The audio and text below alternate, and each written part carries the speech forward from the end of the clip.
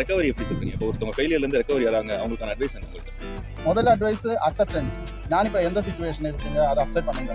நான் இப்போ இப்படியே நடக்காது, நான் ஃபெயிலியர், நான் ஜீரோ, என்னால் ஒன்றுமே முடியாது, ஒரு பெண் என்னை இட்டுச்சு போனால் நான் ஜீரோ, எனக்கு நீ வாழ்க்கை இல்லை அப்படின்னு நினைக்காது. நமக்கு வாழ்க்கை இருக்குது, நமக்கு சான்சஸ் இருக்குது, நமக்கு ஆப்பர்ச்சுனிட்டி இருக்குது. നമ്മുടെ ഉള്ളിൽ குட் ஹேபிட்டு, குட் குவாலிட்டி எல்லாம் நம்ம வெளியில் கொண்டு வந்து நம்ம ரியலைஸ் பண்ணி நம்ம முன்னோட்டு போகணும்.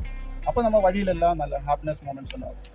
அப்படி நம்ம கான்ஃபிடென்ட்டாக லவ் ஃபெயிலியர் ஆச்சா கூடி கொஞ்சம் கூடி ஃபீலிங் பண்ணாத. ஃபீலிங் இருக்கும், ஆனால் ஒன் டு 2 days அவ்வளோதான். அத்தனையும் கேரண்டி கொடுக்கணும். அதுக்கு மேலே போச்சுன்னா നമ്മുടെ ലൈഫ് தான் ஸ்பாயில் ஆகும். இப்போ நமக்கு ஒரு எக்ஸாம்பிள், ஒரு பேரட் நம்ம வீட்டில் இருக்காங்க, பேரட். അതിനെ நம்ம டெய்லி ஃபுட்டு கொடுத்து அந்த கேஜில் மட்டும்தான் இட்டு வச்சுருக்கணும்.